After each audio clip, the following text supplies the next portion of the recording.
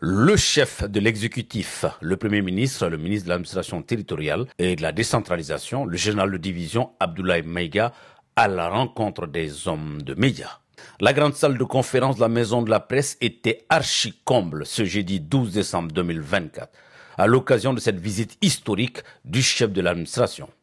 Des doyens aux plus jeunes, les hommes de médias ont répondu en grand nombre à l'invitation du comité de pilotage de la Maison de la Presse pour venir échanger avec le général Maïga sur les enjeux, défis et perspectives des médias maliens. Pour l'occasion, le Premier ministre était accompagné du ministre de la Communication et du président de la HAC. Outre des mots de remerciement à l'endroit de l'hôte du jour, l'intervention du président de la Maison de la Presse, Bandjougou Dante, était axée sur 3 points spécifiques. La liberté de la presse, la relecture des textes régissant le cadre juridique des médias au Mali, ainsi que l'aide à la presse. Monsieur le Premier ministre, cette année, le secrétaire général des Nations Unies déclarait, lors de la célébration de la Journée mondiale de la liberté de la presse, le 3 mai, je cite, « Sans liberté de la presse, nous n'aurons aucune liberté. La liberté de la presse n'est pas un choix, c'est une nécessité. » Fin de citation. La presse malienne traverse des périodes particulièrement difficiles. Nous sommes au regret de revenir encore sur les cas d'enlèvement, d'assassinat et de fermeture des médias à travers la prise de décisions extrêmes par l'instance de régulation censée garantir la liberté de la presse, comme c'est le cas de Djoliba plus près de nous. Second point, de la relecture des textes régissant les médias maliens. Depuis 2021, l'ensemble des acteurs de la presse malienne se sont engagés dans le nécessaire projet de relecture des textes régissant le cadre juridique des médias maliens. Depuis la finalisation de ces textes, nous avons le sentiment de prêcher dans le désert. Troisième point, de la question de l'aide à la presse. Ce chapitre ne se résume pas à une aide financière seulement. Une aide financière qui d'ailleurs est inexistante depuis quelques années.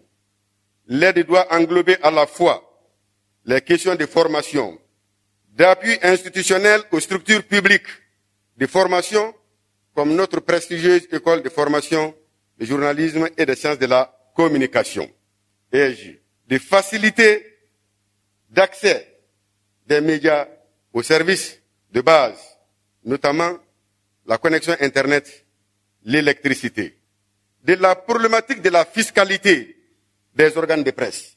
Monsieur le Premier ministre, chef du gouvernement, nous attendons de vous les conditions de la création d'un espace médiatique assaini, favorable à la liberté d'expression et une aide spéciale conséquente pour la presse malienne.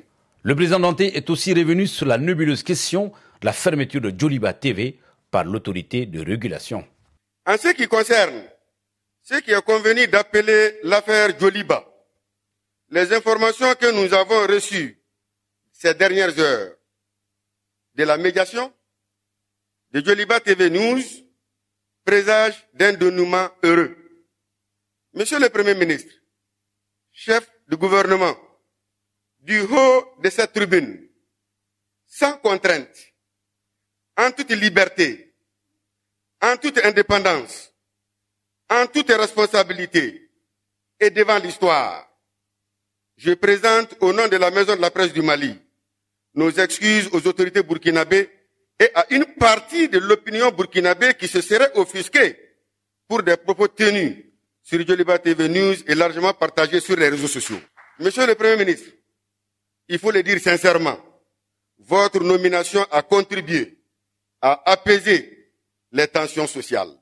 La présente rencontre s'inscrit dans le cadre d'une série de visites aux forces vives que le Premier ministre a entamées depuis sa prise de fonction. À travers cette démarche, il entend présenter les grandes lignes de l'action gouvernementale et recueillir les préoccupations des hommes de médias.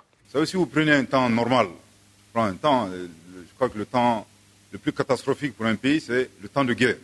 temps de guerre, il y a une déclaration de guerre. Après, on sait que la vie de la nation quasiment s'arrête. Et toutes les activités socio-économiques, en tout cas, sur le plan financier, s'estompent pour faire face à l'urgence qui est la situation de guerre. Or, la situation que nous vivons aujourd'hui, si vous essayez de la matérialiser, elle est pire que la guerre pour la simple raison que c'est à partir de 2012 que nous avons perdu plus de la moitié de notre territoire national, ce qui n'était jamais arrivé dans l'histoire du Mali. Il n'y a pas de déclaration de guerre. Mais je pense que lors de ma première intervention, j'ai eu l'occasion de dire que lorsqu'il y a un arbitrage financier entre les questions de paix, de défense et de sécurité et d'autres aspects socio-économiques, la priorité sera systématiquement accordée d'abord et avant tout aux questions de sécurité et de défense. Pour la simple raison qu'il s'agit d'une urgence. Mais cela ne veut pas dire que les autres objectifs socio-économiques ne seront pas réalisés. Il peut y avoir des retards, bien entendu, dans l'exécution, mais ça se fera quand même, bien entendu, avec les moyens du bord.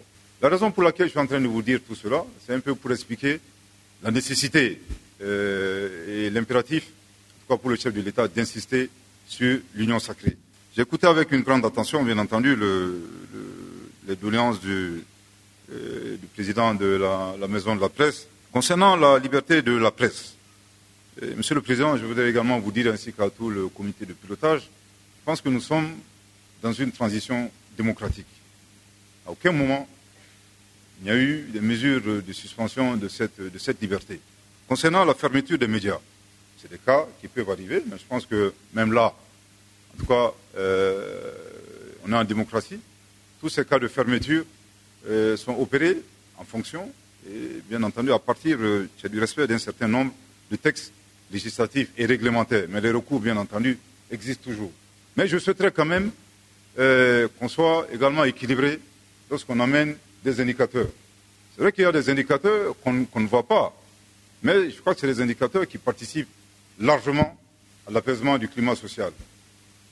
On peut faire par jour, je pense que c'est également, en tout cas ça doit être à mon humble avis, l'une des missions de la Maison de la Presse, de faire un peu le point des cas de diffamation ou des cas d'attaque visant à la fois des autorités ou tout simplement des citoyens maliens, et qui ne sont pas suivis de plaintes ni d'actions judiciaires contre les journaux ou contre la presse. Donc je suis d'accord avec vous, effectivement, en termes de vision, qu'il faut un espace médiatique assaini. Est-ce que cet assainissement reviendrait seulement au pouvoir public? Je pense qu'il faut également regarder de votre côté, en tout cas, il faut beaucoup plus de professionnalisme.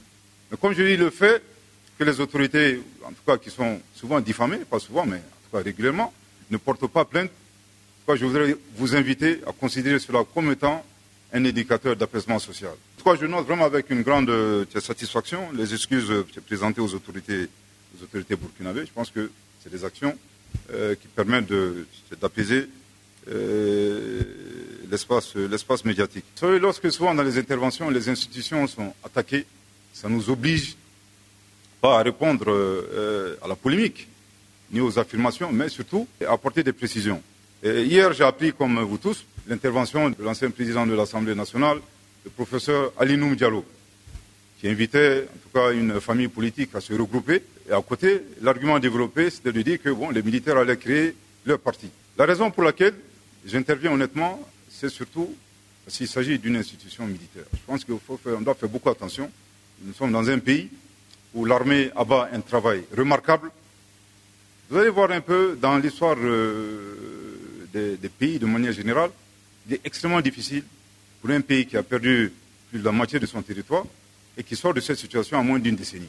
Je pense que le Mali, on le veut ou non, est un pays miraculeux. En tout cas, si j'en connais, je crois qu'il n'y a pas 2 ou 3 pays qui ont vécu cette réalité. Donc, mais en disant que l'armée crée des partis politiques et inviter une famille politique à se regrouper pour ce motif, vous comprendrez, en tant qu'acteur de la presse, qu'on peut en faire au moins 2 déductions. La première déduction, c'est le risque de polarisation. L'armée n'est pas différente du reste de la société. En tout cas, sur le plan juridique, dans notre pays, l'armée est apolitique, l'armée est républicaine. Je vous donne juste des statistiques. Depuis le début de la transition, donc le 20 août 2020, en nos jours, il y a 66 partis politiques qui ont été créés. Et sur ces 66, seuls 7 partis politiques, je dis bien 7 partis politiques, ont déposé leur demande de récépissé entre la fin des ANR en nos jours. Donc vous comprendrez un peu qu'il n'y a aucune volonté de créer. Et si vous regardez ces partis politiques, les documents existent au ministère de l'Administration, Parmi le bureau de ces partis politiques, vous ne verrez aucun militaire. Et tout simplement, un militaire ne peut pas faire de politique. Mais comme je dis, c'est encore d'autant plus dangereux, parce que ça vient d'un président de l'Assemblée nationale, et le citoyen qui écoute peut peut-être penser, à tort, que les militaires peuvent créer des partis politiques. Qu'une association ou un regroupement de partis politiques se regroupe, c'est tout à fait normal. Mais que ce regroupement se fasse autour de la crainte du fait que les militaires peuvent créer des partis politiques, vous comprendrez un peu tout le danger de la polarisation. Et malheureusement, toute guerre civile, je le dis vraiment avec la plus grande certitude, tout conflit commence par une polarisation. Il n'y a pas les militaires d'un côté, pas des partis politiques de l'autre. Nous sommes d'abord tous et avant tout des Maliens. Tout en appréciant à sa juste valeur cette visite du Premier ministre, les hommes de médias, à travers la maison de la presse, espèrent une prise en compte effective de leurs doléances pour un espace médiatique assaini où le professionnalisme sera de mise. Par ailleurs, le Premier ministre peut déjà compter sur une presse malienne très engagée et sérieuse dans la collecte, le traitement et la diffusion de l'information.